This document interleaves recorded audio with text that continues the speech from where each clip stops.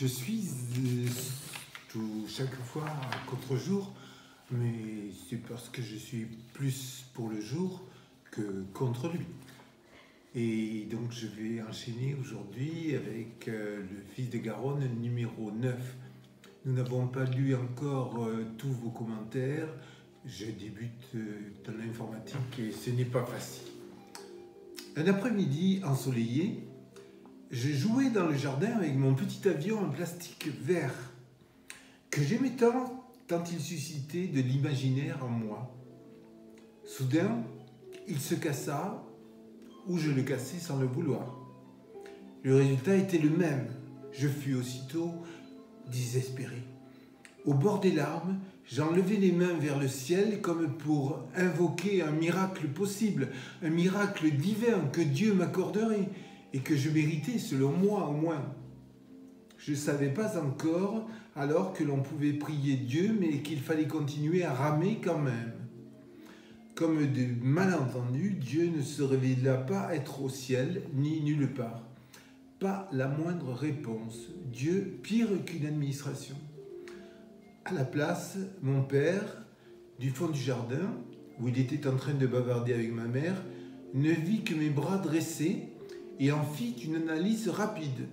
Il était évident, selon lui, que je montrais les poings à mes propres parents, et cela ne pouvait être toléré dans l'éducation de l'époque.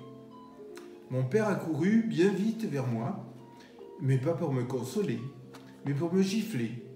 Double souffrance immédiate. Puis, sentiment que ma mère non plus ne faisait pas attention à ma détresse. Sentiment d'injustice aussi, puisque je n'étais pas responsable de ce qui avait été mal interprété par mon papa.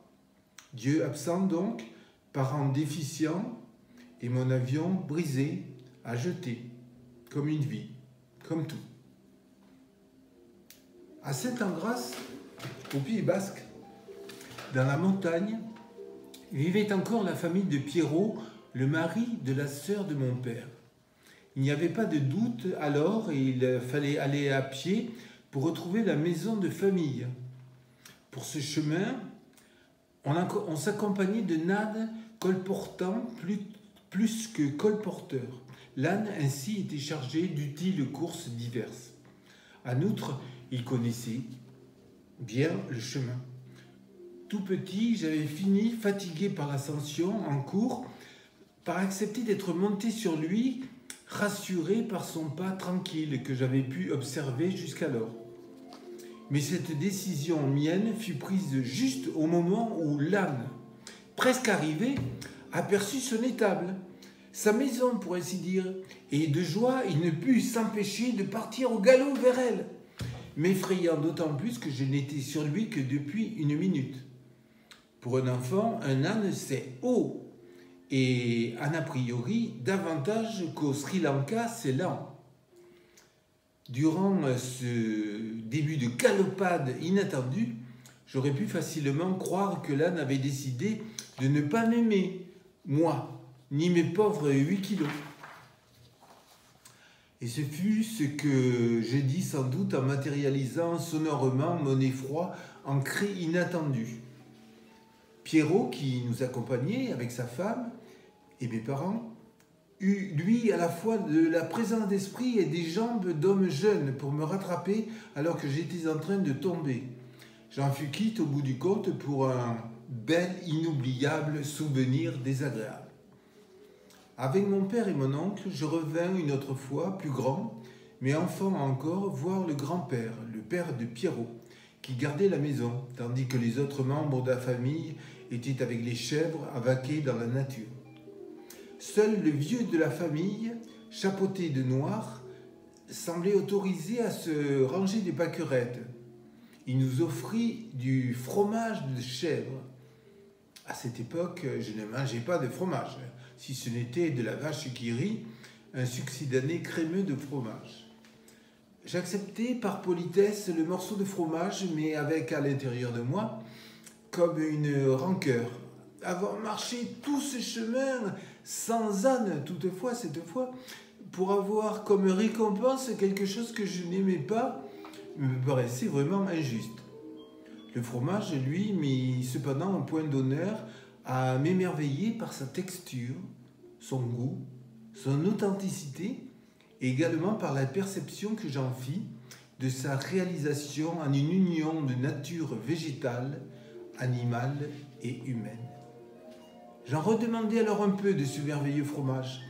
Ce fut le premier fromage de brebis que je mangeai et que je n'oublierai jamais, tant il fut mis aussitôt en référence utile et belle dans mon esprit, en référence pour d'autres choses de ma vie, comme je m'étais mis à fonctionner en elle.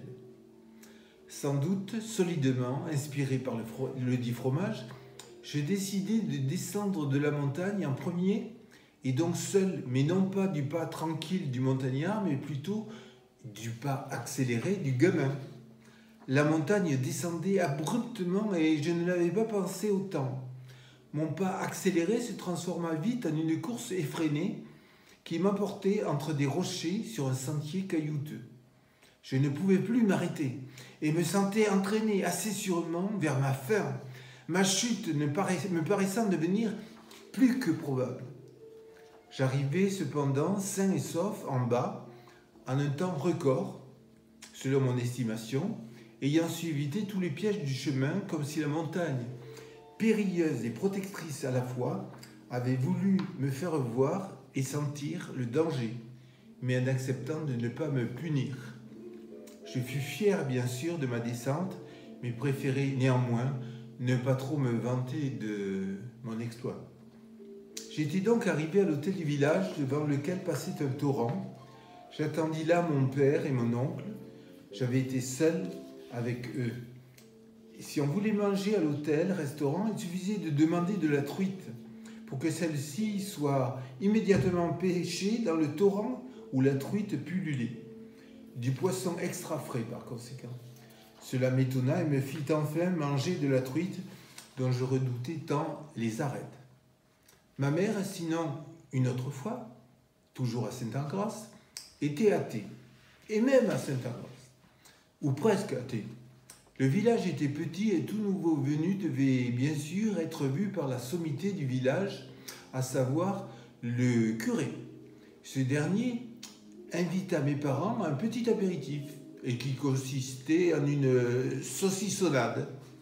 C'était le vendredi de Pâques et dans la tradition catholique, on ne mangeait pas de viande ce jour-là. Ma mère fit remarquer au curé, qui ne se privait de rien en cette saucissonnade, qu'il commettait un péché de gourmandise. Le curé s'en sortit en disant qu'il pouvait y avoir exception, surtout quand il y avait des invités. Dans toutes les situations, l'être humain sait, n'est-ce pas? Il sait se trouver des excuses. Et excusez-moi du peu, il est mieux de le savoir, pour ne pas être déçu dans son propre avenir. Alors mangez du fromage, saucissonnez de temps en temps, trouvez-vous des excuses de bonne aloi, et vous serez un peu plus heureux. Au revoir.